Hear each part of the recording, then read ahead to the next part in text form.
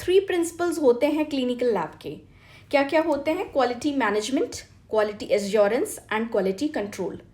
तो quality management क्या है? ये एक ओवरऑल सिस्टम होता है जो लैब के सारे प्रोसेसेस को मैनेज करता है। इसमें प्लानिंग, ऑर्गेनाइजिंग, मॉनिटरिंग सब इंक्लूड होता है, जिससे लैब का पूरा सिस्टम स्मूथली और एफिशिएंटली चले।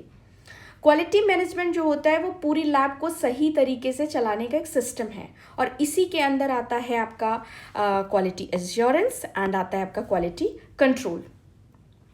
इसके अलावा SOPs भी आते हैं, like standard operative procedures, documentation, training, ये सारी चीज़ें आती हैं। लेकिन एक ब्रॉड टर्म में बोलूँ तो क्वालिटी मैनेजमेंट क्या करेगा, वो सारा ओवरऑल प्रोसेसेस होते हैं जो कि प्लानिंग, ऑर्गेनाइजिंग, मॉनिटरिंग, ये सब इसमें इंक्लूड होता है।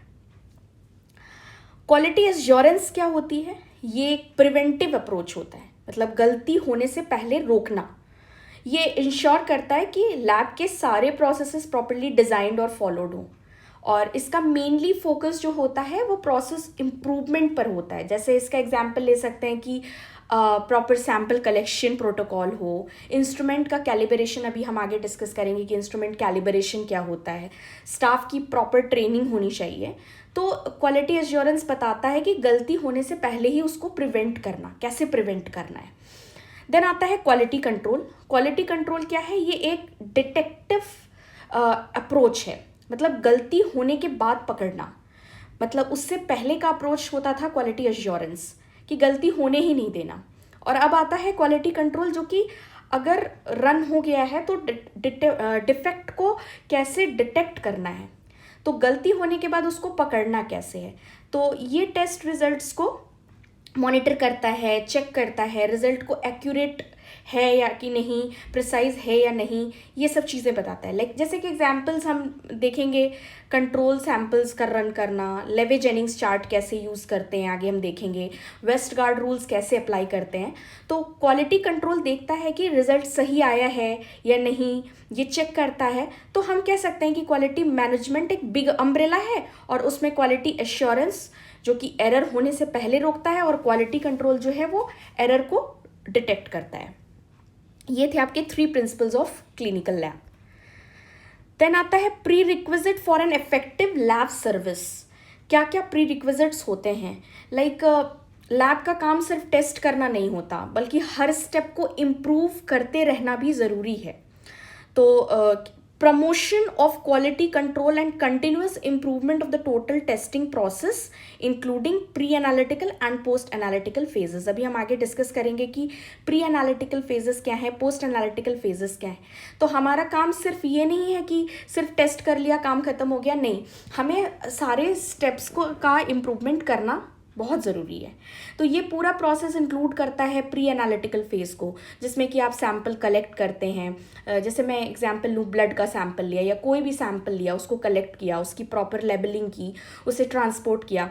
फिर आता है एनालिटिकल फेज़, जिसमें कि हम एक्चुअल टेस्टिंग करते हैं। फिर आता है उसके बाद पोस्ट एनालिटिकल फेज़, तो रिपोर्टिंग और उसमें हम इंटरप्रिटेशंस करते हैं। तो हर फेज़ में क्वालिटी मेंटेन करना और कंटिन्यूअस इम्प्रूवमेंट करते रहना बहुत इंपॉर्टेंट है। तो इफेक्टिव लैब सर्विसेज का मीनिंग ही यही है कि क्वालिटी कंट्रोल के साथ साथ आपने कंटिन्यूअस इम्प्रूवमेंट भी करना at all stages, like pre analytical and the post analytical stages पे भी हमें इम्प्रूवमेंट करनी है। देन टोटल क्वालिटी मैनेजमेंट क्या होता है? क्लिनिकल लैब का एक क्वालिटी प्लानिंग होती है, फिर क्वालिटी लैब के प्रोसेसेस होते हैं, और क्वालिटी कंट्रोल हम चेक करते हैं कि हमने सही से टेस्ट प्रोसीजर किया है कि नहीं किया। फिर उसका एक क्वालिटी असेसमेंट होता है, बाहर से बॉडीज़ आती हैं, अभी हम आगे देखेंगे कि एक्सटर्नल QC क्या होती है। फिर उसका एक असेसमेंट होता है, ऑडिट होती है, और फिर अगर उसमें कोई कमेंट्स हमें आते हैं तो हम उसको फिर आगे चल के इम्प्रोवाइज़ करते हैं। तो ये पूरा ओवरऑल क्या है, टोटल क्वालिटी मैनेजमेंट किस तरह से क्लिनिकल लैब में चलता है, ये उसका एक ओवरव्यू है। देन आता है क्वालिटी कंट्रोल। क्वालिटी कंट्रोल क्या है? ये एक सेट ऑफ प्रोसीजर्स है। अभी हम देख चुके हैं कि क्वालिटी कंट्रोल का एक छोटा ओवरव्यू हम ले चुके हैं। तो क्वालिटी कंट्रोल क्या है कि एक सेट ऑफ प्रोसीजर्स है जो कि कह सकते हैं कि is the set of procedures undertaken in a laboratory for the continuous assessment of work carried out and evolution of evaluation of test for reliable reports, है ना। और क्यूसी जो होता है वो एम्फेसाइज करती है स्टैटिस्टिकल कंट्रोल प्रोसीजर्स पे, और ये क्या क्या चीज़ें और भी इंक्लूड करती है, लाइक रीएजेंट्स है और स्टैंडर्ड चेक्स होते हैं, लीनियरिटी चेक्स होते हैं, ये सब चीज़ों को इस पर एम्फेसाइज करती है। तो क्यूसी एक ऐसी टेक्निक है जो कि हम यूज़ करते हैं डिटेक्ट करने के लिए और करेक्ट करने के लिए भी। अभी हमने देखा था कि एरर को डिटेक्ट करो और करेक्ट करो before they result into a defective product and services. तो क्यूसी हमेशा मीन्स क्वालिटी कंट्रोल हमेशा ऐसा होना चाहिए, must be practical, achievable and affordable. तो क्यूसी ऐसा होना चाहिए कि जो रियल लैब कंडीशंस में इजीली अप्लाई हो सके, day to day lab work के साथ स्मूथली चल सके, मतलब वो सिर्फ थ्योरी तक लिमिटेड ना हो, प्रैक्टिकली भी हम उसको अप्लाई कर सकें। फिर कहते हैं कि ना क्वालिटी कंट्रोल अचीवेबल भी हो, तो क्यूसी के स्टैंडर्ड्स इतने स्ट्रिक्ट या अनरियलिस्टिक नहीं होने चाहिए कि उसको मेंटेन करना मुश्किल हो जाए। तो जो टारगेट्स और लिमिट्स सेट किए गए हैं वो लैब स्टाफ्स जो हैं अपनी अवेलेबल रिसोर्सेज और स्किल्स के साथ अचीव कर सकें।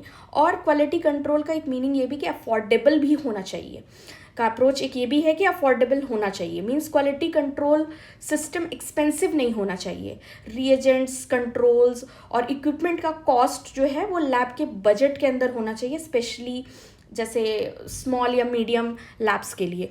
तो क्वालिटी कंट्रोल एक ऐसा सिस्टम होना चाहिए जो यूज़ करने में ईजी हो, मेंटेन करना पॉसिबल हो और ज़्यादा एक्सपेंसिव भी ना हो, कि हर लैब क्वालिटी मेंटेन कर मतलब जिससे कि हर लैब क्वालिटी मेंटेन कर सके विदाउट एनी फाइनेंशियल बर्डन।